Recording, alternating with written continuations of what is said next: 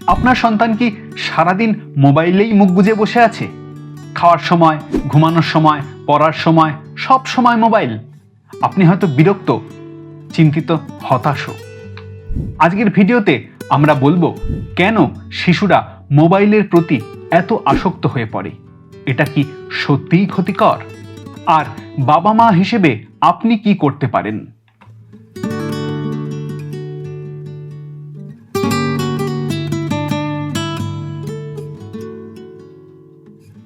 চলুন আস্তে আস্তে বুঝে নিই পুরো ব্যাপারটা। মোবাইলে আসক্তি কি?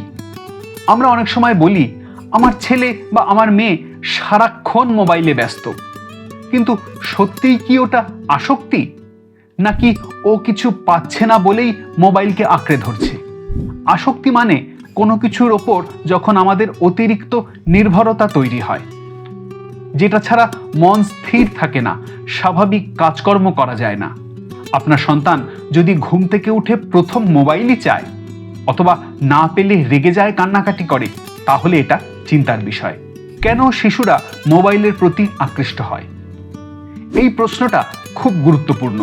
আমরা শুধু অভিযোগ করি ও সারাদিন মোবাইল দেখে, কিন্তু আমরা ভাবি না কেন ও মোবাইলে সময় কাটাতে পছন্দ করে। এর বেশ কিছু কারণ হতে পারে। এক, আকর্ষণীয় ভিডিও গেম, অ্যানিমেশন, অথবা হতে পারে বাড়িতে একাকিত্ব, কিংবা হতে পারে পড়াশোনার চাপ বা বোরিং রুটিন। আবার এও হতে পারে বাবা মায়ের ব্যস্ততা, হয়তোবা বাইরে খেলার সুযোগ কম। এক কথায়, শিশু যখন তার চারপাশে আনন্দ, সম্পর্ক বা মুক্তি পায় না, তখনই সে মোবাইলকে আঁকড়ে ধরে। তখন সে মোবাইলের ভেতর পালিয়ে যায়। মোবাইলের উপকারিতা সবই খারাপ না। আমরা অনেক সময় মোবাইলকে একেবারে শত্রু বানিয়ে ফেলি, কিন্তু আসলে মোবাইলের অনেক ভালো দিকও আছে। 1 নম্বর হলো ইন্টারনেট থেকে অনেক কিছু শেখা যায়। 2 নম্বর, শিশুরা নতুন নতুন শব্দ, সংখ্যা, ভাষা শিখতে পারে। অনেক ভালো শিক্ষামূলক অ্যাপ আছে যেগুলো ব্যবহার করে তারা নতুন কিছু জানতে পারে, বুঝতে পারে। তবে সমস্যা হয় যখন এর মাত্রা ছাড়িয়ে যায়। সারাদিন যদি সে শুধুমাত্র বিনোদনমূলক ভিডিও, গেম বা সোশ্যাল মিডিয়ায় বসে থাকে, তাহলে কিন্তু তখন আসক্তি তৈরি হতে পারে। মোবাইলের আসক্তির লক্ষণ কি কি? চিনে রাখুন কিছু সাধারণ লক্ষণ। পড়াশোনায় মন না বসা, বা রাতে ঠিকমতো ঘুম না হওয়া, চোখের সমস্যা, মাথা ব্যথা, রাগ, খিটখিটে মেজাজ, সামাজিকতা কমে যাওয়া। এসব লক্ষণ দেখা গেলে বুঝতে হবে সমস্যা শুরু হয়ে গেছে, এখনই ব্যবস্থা নেওয়া দরকার। এখন প্রশ্ন, আমি কি করব? কথা বলুন, বকা নয়। শুরুতেই বকাবকি করলে কিছু হবে না। ওকে বুঝিয়ে বলুন কেন আপনি চিন্তিত। নিয়ম তৈরি করুন। মোবাইল ফোন ব্যবহারের জন্য একটা নিয়ম নির্ধারণ করে দিন। আপনি একটা সময় বেঁধে দিন, যেমন দিনে 1 ঘন্টা ভিডিও বা 30 মিনিট গেম ইত্যাদি। একসাথে সময় কাটান। আপনি যদি নিজে সারাদিনই ফোনে ব্যস্ত থাকেন, তাহলে সন্তানও তো সেটাই শিখবে। সন্ধ্যায় গল্প করুন তার সাথে, খেলা দেখুন, একসাথে হাঁটতে যান। বিকল্প দিন। বাচ্চাকে খেলাধুলা, আঁকাআঁকি, পাজল, বই পড়া এগুলোর দিকে টানুন। ও যেন বুঝতে পারে মোবাইল ছাড়া আরও জীবনে মজা আছে। নিরাপদ কন্টেন্ট বেছে দিন। আপনি যদি মোবাইল দিতে একান্তই বাধ্য হন, তাহলে এমন অ্যাপ বা ভিডিও দিন যেগুলো শিক্ষামূলক।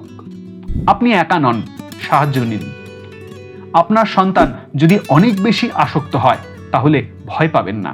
আপনি একা নন, এটা একটা কমন সমস্যা। প্রয়োজনে কাউন্সিলরের পরামর্শ নিতে পারেন। স্কুলের শিক্ষক, পরিবারের সদস্যদেরও সাহায্য নিতে পারেন।